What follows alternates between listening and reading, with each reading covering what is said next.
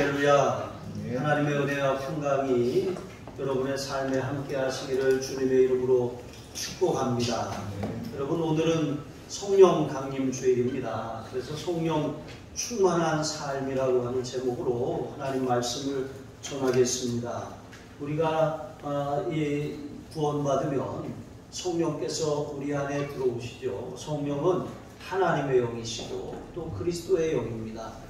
성령은 우리를 거룩하게 하시고 또 우리로 하여금 하나님의 말씀을 생각나게 하시고 또 우리의 마음을 굳건하게 지켜주셔서 예수 그리스도를 신뢰하게 하시는 분이신 줄로 믿습니다. 오늘 말씀을 통해서 여러분, 성령 받지 못하신 분이 있다면 성령 받으시고 또 성령 받았다면 성령 충만함을 덧입는 귀한 시간 되시길 주님의 이름으로 축복합니다. 첫 번째로, 그러므로 우리는 성령 받기를 간절히 사모하며 기도해야 할 줄로 믿습니다. 오순절은 이제 유대인의 절기, 대표적인 7대 절기 가운데 하나예요. 이 유대인에게 하나님께서 주신 오제사 7절기가 있어요. 그 7절기 가운데 이 하나인데, 이 7대 절기는 예수님의 그런 생애와 사역을 예표하고 있습니다. 그리고 5대 제사도 마찬가지로 예수님이 하나님 앞에 향기로운 그런 제물이 되셨음을, 우리를 위해서 향기로운 그런 이 제사를 드리셨음을 이제 상징하고 있는 것이죠. 오순절은 이제 6월절 후 첫 번째 안식일 후에 이제 7주가 지나는 그 다음 날, 이제 50일째 되는 날, 이제 10을 순이라고 하잖아요. 그래서 오순, 이제 50일째 되는 날을 오순절이라고 하는 것입니다. 그래서 77이 49, 이게 안식일을 7번 지내서 77절이라고도 하는 이러한 절기는 이제 하나님 앞에 가나안 땅에 들어가 정착하고 그 땅의 소산물을 이제 아주 풍성하게 수확하고 나서 하나님 앞에 드리는 그런 감사의 절기인 것이죠. 추수감사절과 같은 풍성한 그런 날인 것입니다. 여러분, 이렇게 그들은 노예의 삶에서 광야를 지나 가나안 땅에 들어갔어요. 그 가나안 땅에 들어가서 하나님이 지키라고 하신 이 절기, 이 오순절은 완전히 이제 그들에게 새로운 삶이 시작되었다라고 하는 것을 의미하는 것입니다. 그래서 6월절부터 이어지는 무교절, 그리고 초실절, 그리고 나서 이제 오순절이 이르게 되는데, 점점 6월절부터 이렇게 이 은혜가 점점 무르익어 가다가 오순절이 되면은 이게 막 이제 충만해지는 것입니다. 이것처럼 예수님께서는 이제 6월절 어린 양이 되셔서 6월절 이제 다음 날, 6월절 전날 밤에 붙잡히시고 그리고 6월절 어린 양이 되셔서 십자가에 못 박혀 죽으셨어요. 그리고 죽으셨다가 성경대로 그렇게 사흘 만에 살아나셔서 부활의 첫 열매가 되셨죠. 첫 열매는 바로 이제 이 다음의 수확을 보장하는 것이거든요. 그래서 6월절 지난 다음에 무교절이 있고 그 다음에 초실절이 있어요. 그러니까 첫 열매를 드리는 그 절기는 이제 보리를 추수하고 처음 달을 하나님 앞에 흔들어 드리는 거예요. 이 처음 열매를 드린 그 날부터 이제 7주 동안 추수가 계속되는 것인데, 그 첫 열매를 드렸다라고 하는 것은 나머지 추수를 하나님이 보장해 주신다는 그런 믿음의 고백입니다. 그러니까 예수님이 초실절, 부활의 첫 열매가 되셨다는 것은 우리가 장차 예수님의 재림과 함께 이제 우리의 몸이 부활할 것을 이제 예표하고 있는 것이죠. 자, 이렇게 예수님은 부활하셔서 제자들과 40일을 이 땅에서 보내셨어요. 그렇게 40일을 보내시고 승천하시기 전에 제자들에게 미리 말씀하셨거든요. 예루살렘을 떠나지 말고 아버지의 약속하신 것을 기다려라. 너희가 몇 날이 못되어 성령으로 세례를 받으리라. 이렇게 말씀하셨거든요. 그러니까 예수님께서 그들에게 지상명령을 내리시고 또 성령의 약속을 기다려라. 이렇게 말씀하시고 승천하셨는데, 제자들은 이제 주님의 지상명령을 수행할 마음의 준비를 다 갖췄어요.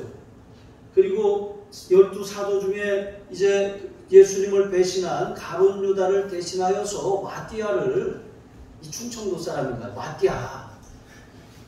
네, 충청도 사람인가 봐요. 그래서 이 마띠아를 그렇게 12 사도의 그 부족함을 충원하고, 그리고 나서 한 가지, 예루살렘을 떠나지 말고 아버지 약속하신 것, 성령이거든. 성령을 기다려야 했던 것입니다. 기다리라고 해서 오매불망 그냥 가만히 감나무에 감 떨어지길 그냥 기다린 것이 아니라 그 약속을 믿고 약속이 이루어질 것을 기대하면서 기다리면서 기도한 거예요. 그러니까 우리가 하나님이 어떤 약속을 주시면 그냥 저절로 약속하셨으니까 이루어지겠지 하고 가만히 있으면 아무 일도 안 일어납니다.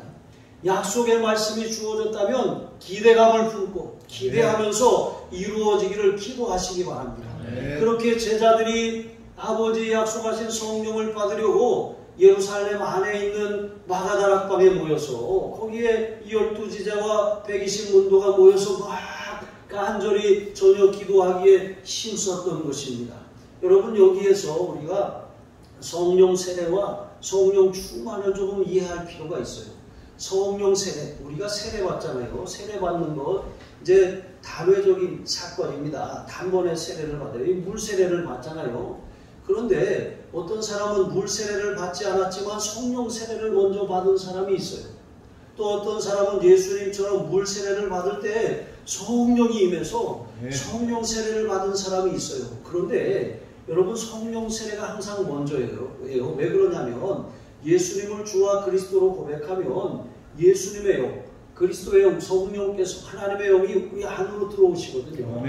볼지어다 내가 문 밖에 서서 두드리노니 누구든지 내 음성을 듣고 문을 열면 내가 그에게로 들어가 그와 더불어 먹고 그는 나와 더불어 먹으리라 그러셨거든요. 그러니까 예수님을 영접하면 주의 영이 우리 안에 들어오시는 거예요. 이게 성령 세례인 것입니다. 그런데 성령 세례는 이렇게 단회적인 사건인데 성령 충만함은 성령 세례를 받은 사람이 계속해서 성령으로 충만함을 입는 거예요. 성령으로 충만함을 입는 것이죠. 물을 마시면 우리가 물을 마시면 조금 있으면 또 갈증이 나잖아요. 그래서 계속 물을 마셔야 되는 것처럼 성령 충만함은 계속해서 우리가 사모하고 입어야 되는 것이죠. 자, 어쨌든 제자들은 이미 성령을 받았어요.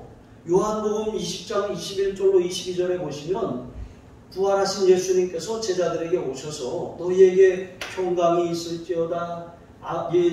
아버지께서 나를 보내신 것 같이 나도 너희를 보내노라 하면서 후 하고 숨을 내쉬시면서 그들에게 성령을 받으라 이렇게 말씀하셨거든요. 그런데 이미 성령을 받은 제자들, 그런데 예수님께서는 이제 그들에게 예루살렘을 떠나지 말고 또 위로부터 능력을 입힐 때까지 기다리라고 말씀하셨잖아요. 그러니까 성령 세례는 받았지만 성령 충만한 능력을 입을 필요가 있었다는 것이죠. 왜 성령 충만함을 입어야 됩니까? 사도행전 1장 8절에 보시면 오직 성령이 너희에게 임하시면 너희가 권능을 받고 예루살렘과 온 유대와 사마리아와 땅끝까지 이르러 내 증인이 되리라 하시니라 말씀하셨어요. 성령을 받아야 권능이 임합니다. 권능을 받아야 증인이 될 수가 있어요. 우리가 예수님을 믿는데 예수님을 영접하고 성령이 우리 안에 계심도 알아요. 하지만 능력이 없어요. 열매가 없어요. 우리가 담대함이 없어요. 두려움이 있어요. 왜 그렇습니까? 성령 충만함을 날마다 덧입지 못했기 때문에 그렇습니다. 성령 충만함을 사모해야 될 이유가 여기에 있는 것이죠. 그래서 성령 충만함을 그들은 사모하며 기다리며 기대하며 기도했어요. 그랬더니 오순절 날이 딱 되니까 급하고 강한 바람 같은 소리가 하늘로부터 임하더니 그들 위에 그렇게 그들을 감싸고 돕니다. 그리고 나서 불의 혀같이 갈라지는 그런 역사가 나타나는 거예요. 그들에게 보이는 거예요. 소리가 들리고 눈으로 보는 거예요. 환상으로 보는 것이죠. 불이 이렇게 불을 피우면 막 이렇게 올라가잖아요. 이게 혀처럼 막 이렇게 올라가는 것처럼 그렇게 그들 위에 그런 성령이 임한 그런 환상이 나타난 거예요. 그리고 또한 그들의 입술에 그냥 그 혀가 그 다른 방언으로 말하기 시작하는 거예요. 방언이라고 하는 것은 천국 방언이 있고 또 만국 방언이 있어요. 천국 방언은 하늘의 신령한 언어를 말하는 것이고 여기에는 통변이 필요합니다. 그리고 만국 방언은 이제 실제로 우리가 쓰는 언어인데 다른 나라 말로 방언을 하는 거예요. 예를 들어서 여러분이 중국어를 한 번도 배우지 못했는데 중국말로 방언을 하는 거예요. 영어를 배우지 못했는데 영어로 방언을 하는 거예요. 실제로 이러한 일들이 이제 마가다락방에 일어난 것이죠. 그리고 마가다락방에게 임한 그들의 이 성령의 능력으로 그들의 방언은 이제 그 천국 방언이 아니라 만국 방언이에요. 그러니까 왜냐하면 그들이 말하는 것을 유월절을 지키기 위해서 디아스포라, 이제 세상 이 열방으로 흩어져 있는 유대인들이 유월절을 지키기 위해서 왔잖아요. 그들은 그들의 이 나라의 말을, 언어를 가지고 있어요. 그리고 물론 이 히브리어도 알고 있습니다. 그런데 이 유대인 회당을 통해서 이제 유대교로 개종한 이방인들이 있습니다. 그들은 이 히브리어를 알지 못해요. 하지만 그들은 그들의 나라 말을 쓰고 있죠. 그런데 그들이 왔더니 그들의 언어로 이 예루살렘 사람들이 방언을 말하는 거예요. 얼마나 놀라운 일들이 일어났습니까? 여러분, 이러한 이 사건은 앞으로 복음의 증인으로 하나님께서 제자들을 어떻게 쓰실지를 보여주신 것입니다. 여러분, 급하고 강한 바람 같은 이런 소리가 들린 것이 무엇입니까? 이것은 성령의 강한 능력이 그들을 감싸고 휘감아 돌았다고 하는 거예요. 그리고 불의 혀같이 갈라지는 것을 보았다는 것은 무엇입니까? 여러분, 이사야 6장에 보면 이사야 선지자를 하나님이 이사야를 선지자로 그렇게 부르셨어요. 그런데 하나님이 부르고 하나님 앞에 딱 서고 나니까 자신이 너무나도 부끄럽고 더러운 죄인이에요. 어떻게 내가 하나님이 주신 이 귀한 사명을 감당할 수 있는지, 화루다 나요 망하게 되었도다 부정한 자가 거룩하신 하나님을 배웠음이라고 말하잖아요. 그러니까 천사가 제단에 있는 하늘 제단의 숯불을 갖다가 그 입술에 대면서 이 정하게 되었다라고 선언하지 않습니까? 여러분, 제단 숯불이 그 입술에 닿은 거예요. 그러니까 선지자라고 하는 사람들은 하나님의 말씀을 받은 그대로 전하는 사람들이거든요. 그런데 거기다가 자기 말을 붙이거나 자기 생각을 더하거나 자기 마음에 나는 것을 말하면 안 되잖아요. 그러니까 불로 이렇게 좀 찢어서 정결하게 하신 것이죠. 그러니까 성령 충만하면 여러분 능력이 임하고, 성령 충만하면 내 생각, 내 감정, 내 기분, 내 뜻이 아니라 성령께 완전히 복종하게 되는 거예요. 그리고 다른 방언으로 말하기 시작했다라고 하는 것은 땅끝 복음화 세계 선교의 사명을 감당하기 위해서 우리가 그들에게 가서 그들의 언어로 그들의 문화 가운데 복음을 전하는 증인이 된다라고 하는 것을 의미하는 것입니다. 여러분, 이처럼 성령을 받아야, 성령 충만함을 받아야 증인이 될 수 있습니다. 제자들이 이렇게 이런 성령 충만함을 받으니까 37절에 보니까 이제 베드로가 나가서 하나님의 말씀을 전합니다. 너희가 십자가에 못 박아 죽인 예수를 하나님이 살리셨고 주와 그리스도가 되게 하셨느니라 라고 선포하니까 사람들의 마음이 찔림을 받았습니다. 찔림을 받고 형제들아 우리가 어찌할꼬 하면서 회개하고 자복합니다. 여러분, 이와 같이 성령 충만함을 입으니까 그 성령 충만한 설교가 메시지가 선포될 때 회개의 역사가 일어나는 거예요. 여러분, 지금 이 자리에 성령의 역사로 회개의 영이 임하길 주님의 이름으로 축복합니다. 또 41절에 보니까 한 번의 설교로 말미암아 3,000명이 그날 하루에 돌아왔어요. 또 사도행전 말씀드리니까 사도행전 또 4장 4절에 보니까 믿는 자가 그날에 5,000이나 되었다라고 말씀하고 있는 것이죠. 성령의 역사가 아니고 어떻게 이러한 일들이 일어날 수가 있는 것입니까? 여러분, 성령 충만한 증인이 되기를 사모하시기를 바랍니다. 두 번째로 성령을 통해서 하늘의 신령한 복이 임하는 거예요. 여러분, 다시 에베소서로 돌아가서 에베소서 1장에서 6장까지 바울은 성령에 대해서 말씀하고 있어요. 그런데 이 성령에 대해서 말씀하면서 성령을 통해서 주시는 신령한 복이 5가지가 있다고 말하는 거예요. 성령을 통해서 주시는 이 신령한 하늘의 복 5가지는 무엇입니까? 그것은 성령의 인치심과 성령의 조명하심과 성령의 능력과 성령의 하나되게 하심과 성령의 검인 하나님의 말씀이라고 합니다. 여러분, 성령의 인치심이 무엇입니까? 에베소서 1장 13절에 보시면 그 안에서 너희도 진리의 말씀 곧 너희의 구원의 복음을 듣고 그 안에서 또한 믿어 약속의 성령으로 인치심을 받았으니, 여기 보니까 듣고 믿어 인치심을 받았다 그랬어요. 여러분, 복음을 전합니다. 성령 충만한 증인들이 나가서 복음을 전합니다. 그 복음을 전할 때 그 듣는 사람들이 믿음을 갖게 돼요. 믿을 때 주님께서 이 듣고 믿을 때 성령으로 그를 인치시는 거예요. 인친다라고 도장 찍는 거예요. 도장 찍는 거예요. 하나님의 자녀가 되었다고 도장을 빵 찍는 것입니다. 하나님께서 그의 구원을 보증하셨다고 성령의 인을 치시는 거예요. 장차 하늘의 기업, 천국 영생을 상속받을 자라고 그렇게 보증하시는 것입니다. 이것이 성령의 인을 치시는 역사인 것이죠. 여러분, 이게 첫 번째 신령한 복입니다. 복음을 듣고 믿어서 그 믿을 때 성령이 역사하심으로 말미암아 인치신, 이게 바로 성령 세례입니다. 여러분, 우리가 복음을 들어야 될 이유가 거기 있는 거예요. 제가 말씀을 드렸잖아요. 이제 조만간 제가 여러분 1대1로 이제 이 전도 폭발을 그렇게 하면서 복음 제시를 할 거예요. 그럼 복음을 듣고 여러분 마음에 뜨거워지고 감동이 오면 저하고 이제 13주 동안 훈련받을 사람을 제가 선발할 거예요. 그렇게 선발을 해서 이제 우리가 복음의 말씀으로 무장을 하고 또 성령 충만을 위해 날마다 기도해서 복음의 증인으로 그렇게 담대히 나아가려고 하는 것입니다. 성령의 인치심이 그래서 필요한 것이죠. 또 로마서 8장 9절에 보시면 바울이 이렇게 말씀합니다. 만일 너희 속에 하나님의 영이 거하시면 너희가 육신에 있지 아니하고 영에 있나니 누구든지 그리스도의 영이 없으면 그리스도의 사람이 아니라.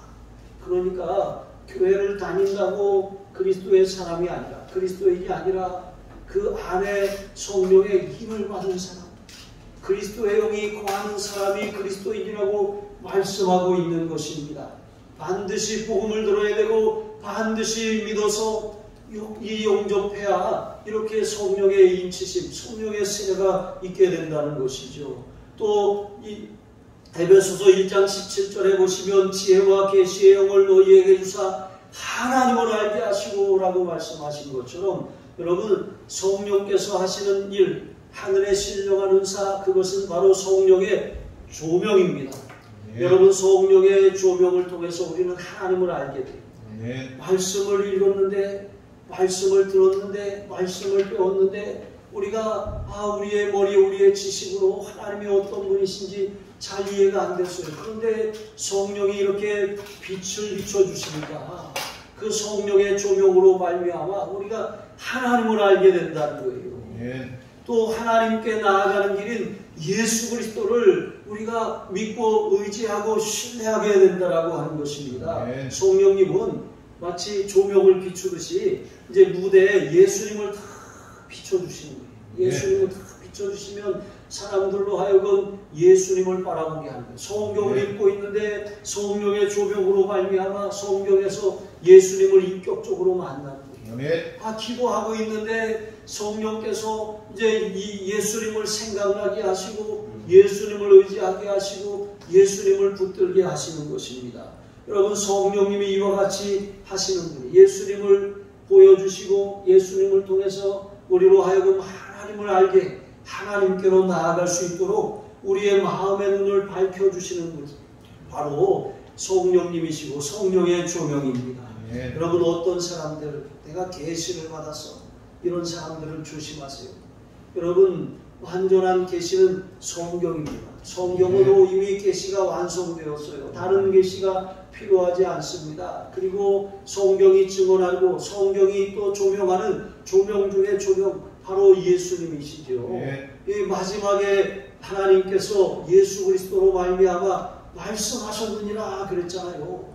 여러분, 우리는 성령의 조명을 통해서 예수님을 발견하고 예수님을 믿어야 되지, 다른 계시를 받았다라고 하는 그런 교주를 따라갈 것이 아니라고 하는 것이죠. 자, 그리고 세 번째로 하늘의 신령한 복, 성령을 통해 주시는 신령한 복은 성령의 능력입니다. 여러분, 여기서 말하는 능력은 단지 어떤 파워 뭐 이런 것만을 말하는 것이 아니에요. 여기서 말하는 능력은 우리 속사람 안에 성령이 침투하셔서 우리 속사람으로 말미암아 그 안에 그리스도께서 계시게 하시고, 또 그리스도께서 다스리게 하시고, 또 그리스도께서 그리스도를 의지함으로 그 속사람이 강건하게 될 수 있도록 역사하시는 분입니다. 여러분, 보약 아무리 먹어야 또 소용없어요. 보약 몸에 잘 받아야 되지 않습니까? 안 받으면 다 쏟아내는 거예요. 여러분, 우리가 성령의 능력이 없이 아무리 우리 열심을 내고 열심히 기도하고 열심히 우리가 헌신한다고 할지라도 이게 아무 소용이 없어요.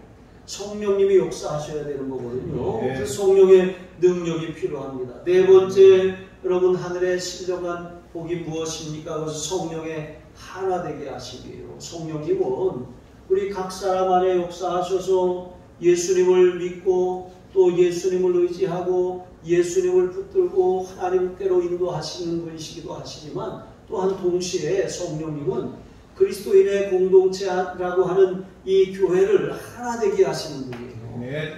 여러분, 다툼과 분열이 있는 곳에는 마귀가 역사해요. 그러나 우리가 화해와 용서와 이해와 하나됨이 있는 곳에는 성령이 역사하고 계시는 거예요. 가정도 마찬가지입니다. 가정에 마귀가 역사하면 큰 소리가 나고 다툼이 일어나고 울부짖음이 있어요. 그러나 성령이 역사하면 찬송 소리가 들리고 기도가 올려지고 사랑이 넘치고 그 안에 하나됨이 있는 것입니다. 여러분, 가정에 성령의 하나되게 하시는 역사가 일어나기를 기도하시기 바랍니다. 우리 교회가 성령으로 하나되는 교회가 되기를 기도하시기 바랍니다. 여러분, 이렇게 바울은 또 에베소 4장 3절에 보시면 몸이 하나요 성령도 한 분이시니 성령이 하나 되게 하신 것을 힘써 지키라 그랬거든요. 여러분, 성령이 하나 되게 하신 것은 힘써 지켜야 돼요. 그냥 적당히 해서 지켜지는 것이 아닙니다. 그냥 적당히 우리가 좋게 지내고 서로 안 건드리고 한다고 해서 하나 되는 것이 아닙니다. 적극적으로 손을 내밀고 적극적으로 화해를 요청하고 적극적으로 우리가 끌어안을 때 하나 되시게 하신 것 힘써 지키는 것이지, 그냥 거리를 두고 그냥 적당히 부딪히지 않을 정도로 그렇게 지내는 것, 이것은 힘써 지키는 것이 아니에요. 여러분, 언젠가는 터집니다. 여러분, 그런 삶이 가정이나 또 자녀와의 관계나 교회 성도들과의 관계가 되지 않기를 바랍니다. 힘써서 성령의 하나 되게 하신 것을 지켜야 하는 것이죠. 마지막 다섯 번째, 하늘의 신령한 복, 성령을 통해 주시는 신령한 복이 무엇입니까? 성령의 검이에요. 성령의 검, 하나님의 말씀입니다. 여러분, 이 말씀은 그냥 역사책이 아닙니다. 이것을 지식으로만 알면 아무런 역사도 일어나지 않아요. 그러나 우리가 이 말씀을 성령의 검으로 붙들면, 여러분, 이 말씀이 관절과 혼과 용과 관절과 및 골수를 찔러 쪼개기까지 한다 그랬습니다. 마음에 숨은 것을 드러내고 감찰하여 하신다고 말씀하시는 거예요. 우리가 말씀을 들을 때 성령의 검으로 우리를 수술하여 주시옵소서. 여러분, 혼과 용과 관절 골수, 여러분, 영과 혼과 용 다 말하는 거거든요. 그러니까 말씀을 들을 때 성령의 역사가 일어나면 질병이 치료가 됩니다. 우리 마음의 병이 회복이 되는 거예요. 고쳐지는 것입니다. 상처가 아물어지는 것입니다. 우리의 심령이 예수님을 붙들고 의지하고 바라보게 되는 것입니다. 또 우리가 성령의 그 검인 말씀을 가지고 다른 사람을 권면하면 그 말씀이 그 사람의 마음으로 움직이는 거예요. 그래서 우리가 하나님의 말씀을 무장하고 또 성령 충만함을 위해 기도하면 우리가 전하는 말씀이 불이 되고 방망이가 되고 검이 되어서 사람을 살리고 회복하고 회개로 이끌어지는 줄로 믿습니다. 여러분의 말에는 능력이 있습니까? 아니면 그냥 허공을 외치는 외침입니까? 여러분의 기도는 열매가 있습니까? 아니면 여러분의 기도는 그냥 메아리입니까? 여러분, 성령의 검, 하나님의 말씀이 성령의 능력으로 여러분의 입술을 통해 나가길 주님의 이름으로 축복합니다. 이렇게 하나님께서는 우리에게 이러한 하늘의 신령한 복을 구원받는 순간 성령을 통해서 주셨어요. 성령으로 인치셨습니다. 성령으로 조명하시고 성령으로 우리를 하나 되게 하셨습니다. 여러분, 성령의 능력을 더하시고 성령의 검을 우리에게 주셨어요. 여러분, 이것만 있으면 사실은 우리가 이 세상을 살아가는데 아무 문제가 없어요. 능력이 없어서가 문제지 가진 것이 없어서가 문제가 아닙니다. 우리의 형편이나 상황이나 처지가 문제가 아니라 내가 이 하늘의 신령한 복을 제대로 누리지 못하기 때문에 그것이 문제라고 하는 것입니다. 이 능력을 우리가 사용하기 시작할 때 우리의 삶에 놀라운 역사들이 나타나는 거예요. 여러분, 미국의 한 인디언이 굶어 죽은 시체로 발견되었습니다. 그의 목에는 이제 누르스름한 양피지가 이 든 작은 자루가 이렇게 장신구처럼 걸려 있습니다. 그리고 그 안에는 미국 독립전쟁의 당시에 그렇게 참전하여 그렇게 독립전쟁 영웅이 된 그의 할아버지의 그런 공로를 인정받아서 조지 워싱턴 장군이 그에게 이제 그와 그 아들과 손자에게 평생 연금을 지급하겠다라고 하는 그런 내용이 적혀 있고 거기에 조지 워싱턴의 사인이 들어 있습니다. 그 양피지에 적힌 그 문서가 그 목에 주머니에, 가죽 주머니에 담겨 있는 거예요. 그런데 그 사람은 어리석게도 거기에 무엇이 들어있는지 알지 못하고 그렇게 그냥 굶어 죽고 말았던 것입니다. 여러분, 우리도 그렇게 살아가는 사람들이 얼마나 많은지 몰라요. 우리가 구원받으면 우리 안에 그리스도의 영 성령께서 거하시고 성령께서는 이렇게 하늘의 신령한 복을 우리에게 허락하시는 분이신데 그것을 알지 못하고 그것을 사용하지 못하고 그것을 누리지 못해서 우리가 너무나도 연약하고 열매 없고 무능한 삶을 살아가고 있지는 않은지 여러분 자신을 돌아보시기를 바랍니다. 그러므로 우리는 계속해서 신령한 복을 풍성히 누릴 수 있음을 깨달으시기 바랍니다. 바울은 에베소 교인들을 향해서 하나님이 주신 하늘에 속한 이 신령한 복을 계속해서 누리려면 두 가지를 해야 된다고 명령하셨어요. 여러분, 이 두 가지를 잘 하시기 바랍니다. 이 두 가지만 잘하면 이 신령한 복을 누릴 수 있어요. 첫 번째 무엇입니까? 4장 30절에 보시면 성령을 근심하게 하지 말라는 거예요. 여러분, 성령은 거룩하신 영이에요. 하나님의 영이십니다. 여러분, 성령님은 근심하셔요. 인격이시기 때문에 근심하시고 슬퍼하셔요. 여러분, 우리가 죄를 짓고 또 죄를 책망하시는 성령의 음성을 듣고도 회개하지 않을 때, 고집을 부릴 때 여러분, 우리 속에 성령께서 그것을 인하여 근심하신다는 거예요. 근심하시고 또 우리를 떠나가시는데, 떠나가신다는 것은 이제 우리에게 아주 떠나가신다는 의미가 아니에요. 구약시대에는 이 성령이 그런 하나님의 사람들, 쓰시는 사람들 위에 있었어요. 위에 머물러서 삼손에게 성령이 임하니까 성령의 사문 앞에서 그가 능력을 행합니다. 나귀 턱뼈로 1000명의 블레셋 군대를 쓰러뜨렸던 것이죠. 여러분, 여호와의 영이 임하니까 기드온이 미디안의 군사들을 물리쳤어요. 다윗도 마찬가지입니다. 여러분, 하나님의 영이 그 위에 있었거든요. 그래서 예루살렘 성전에도 하나님의 성전이 머물러 계시다가 그 우상 숭배로 성전을 더럽히고 그들이 하나님을 멸시하니까 하나님의 영광이 떠나가는데 성전 문지방에서 동쪽 문을 향해서 이제 동쪽 동편 산으로 떠나가셨어요. 이 하나님의 영광이 떠나가니까 예루살렘이 포위되고 함락되었던 것이죠.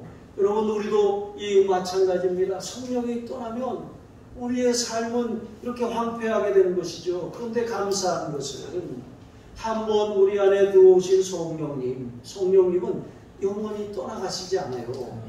우리의 구원은 결코 포기되거나 빼앗기지 않아요. 그런데 문제는 우리가 예수님을 영접하면 하나님의 자녀의 권세를 얻습니다. 이 관계의 끈은 절대 끊어지지 않아요. 하지만 또 하나의 끈이 연결됩니다. 하나님과 교제할 수 있어요. 내가 그에게로 들어간다 그랬잖아요. 네. 주님이 우리 안에 들어오셔서 우리가 하나님의 자녀라고 하는 것을 증언하시고 하나님을 아바 아버지라고 부를 수 있는 관계가 형성이 되었어요. 네. 그리고 그 다음부터는 내가 그로 더불어 먹고 그는 나와 더불어 먹으리라고 말씀하신 것처럼 네. 하나님과 교제할 수 있어요. 예수님을 네. 통해서. 그런데 관계의 끈은 끊어지지 않지만 이 교제의 끈은 끊어질 수 있어요. 점점 희미해지고 약해질 수 있는 것입니다. 여러분, 하나님의 성령이 떠나가신다는 것은 신약시대에는 이제 아주 떠나가시는 것이 아니지만 성령이 침잠하신다. 침잠한다라고 하는 것은 마치 잠수함이 깊은 해저로 들어가는 것처럼 어떤 이제 물체가 물속에 빠져서 깊이 가라앉는 거예요. 아무것도 보이거나 드러나지 않는 것이죠. 마치 이 나무꾼이 도끼질을 하다가 연못에다가 빠뜨렸어요. 그러니까 깊이 들어가 버려서 아이고 어쩌나 이거 빌린 도끼인데 이러고 있는 거랑 똑같은 거예요. 근데 우리가 정말 안타까운 일을 만나고 응답이 필요하고 정말 우리의 삶의 기쁨이 사라지고 감사가 열매가 사라졌는데 은혜를 갈망하는데 은혜가 임하지 않아요. 가뭄이 한 3년 6개월 계속되듯이 영적 가뭄이 오는 거예요. 여러분 어떻습니까? 이 침잠하는 거거든요. 여러분 어디서부터 다시 시작할 수 있습니까? 회개와 믿음을 통해 다시 시작할 수 있어요. 네. 어디서 떨어졌는지 생각하고 회개하여 우리가 하나님 앞에 다시 서야 되는 것입니다. 네. 성령을 근심시키지 마시기 바랍니다. 네. 근심시켜서 여러분의 마음의 기쁨이 사라졌다면 다시 회개하고 네. 다시 약속을 붙들고 일어나시길 네. 바랍니다. 성령이 여러분 가운데 침잠하고 계시진 않으십니까? 그리고 또한 여러분 이 두 번째 명령이 무엇입니까?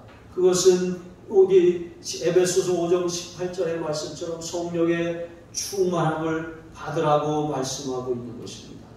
여러분 신령한 복을 계속해서 누리려면 성령을 근심케 하지 말아야 합니다. 그리고 신령한 복을 계속해서 누리려면 계속해서 성령 충만을 받아야 돼요. 은혜의 자리 사모하며 계속 나아가야 된다는 거예요. 네. 하나님 앞에 성령 충만이 소멸되지 않도록 계속 간절하게 우리가 부르짖고 기도하고 말씀 보고 성령의 은혜로 살아가야 한다는 것입니다. 그런데 여기 5장 18절에 보시면 성령의 충만함을 받으라 하신 말씀 앞에 뭐가 있어요? 술 취하지 말라 이는 방탕한 것이니 그랬어요. 네. 술 취하는 것과 성령의 충만한 것을 서로 대비하고 있습니다. 여러분 술 취하는 것, 여러분 처음에는 내가 술을 선택해요. 그 다음에는 술이 또 다른 술을 부릅니다. 그 다음에는 술이 나를 불러요. 완전히 점령하는 것이죠. 그러면 절제를 잃어버리고 절제를 잃어버리면 짐승이 되는 거예요. 짐승이 되면은 여러분 이러한 삶은 방탕하여서 완전히 그렇게 허망하게 그렇게 이 허망한 길로 나아가는 것이죠. 코피 풀린 망아지처럼 되어서 인간적인 아름다움을 다 상실해버리는 거예요. 그러나 성령 충만함은 이것과 반대잖아요. 네. 성령 충만함은 성령의 열매를 맺어요. 네. 성령의 열매 가운데 하나가 절제잖아요. 절제. 성령의 열매가 무엇이? 성령의 아홉 가지 열매가 무엇입니까? 사랑과 희락과 화평과 오래 참음과 자비와 양손과 충성과 온유와 절제니 이 같은 것을 금지할 법이 없느니라 말씀하신 것처럼 성령의 열매의 마지막이 절제인 것입니다. 여러분 왜 마지막에다가 절제를 두셨을까요? 여러분 모든 것이 과하면 지나치면 이해 안 하는 것만 못하는 것이죠. 그래서 어떤 사람들은 막 지나치게 막 그냥 은사만을 추구하고 지나치게 막 은혜를 받기만 하려고 해요. 그런데 받았으면 써먹어야죠. 네. 받았으면 사용해야죠. 네. 증인으로 살아야 되는 것 아니겠습니까? 그냥 은혜만 받으려고 여기가 좋사오니 초막 셋을 짓고 하면서 그냥 기도원에 아주 살아요. 이렇게 되면 여러분 세상은 누가 복음을 전해요? 누가 증인의 삶을 살아가는 것입니까? 이렇게 우리는 성령 충만함을 사모하고 성령 충만함을 입으면 증인되고 네. 또 다시 충만함이 식어지면 다시 은혜를 받고 네. 다시 또 하고 이러면서 성령 충만함이 점점 커지는 거예요. 네. 예수님께서는 누구든지 목마르거든 내게로 와서 마시라. 나를 믿는 자는 성경의 이름과 같이 그 배에서 생수의 강이 흘러나리라. 여러분 여기 생수의 강은 성령을 가리키는 것입니다. 요한복음 7장 37절로 38절 말씀이죠. 여러분 띄엄띄엄 신앙 가지고는 우리가 성령 충만을 받을 수 없어요. 그냥 가뭄에 콩나듯이 가끔 기도해서는 성령 충만함을 받을 수 없어요. 우리가 사모하고 기도하고 또 기도하고 회개하고 또 회개하고 근심케 한 일이 있으면 돌이키고 또 돌이키고 또 약속의 말씀을 붙들고 또 붙들어서 그렇게 성령 충만함을 잃어버리지 말아야지. 여러분 성령 충만함을 소멸하지 마시기를 바랍니다. 성령의 충만함으로 땅끝 복음화 세계 선교의 사명을 잘 감당하는 교회와 성도가 되시길 주님의 이름으로 축복합니다. 기도하시겠습니다. 하나님 아버지, 성령 세례를 경험하지 못한 사람이 지금 이 자리에 있다면 성령으로 세례를 베풀어 주시옵소서. 성령의 인치심, 조명하심, 능력 주심, 하나되게 하심, 성령의 검인 말씀이 우리 속에 거하심을 믿고 날마다 우리의 속사람이 성령님 의지해서 이 하늘의 신령한 복을 누리며 전하며 이 신령한 복을 통해서 풍성한 삶을 살게 하여 주옵소서. 성령 충만하여 증인된 삶에 승리하게 하여 주시옵소서. 감사합니다. 축복합니다. 예수님의 이름으로 기도합니다. 아멘.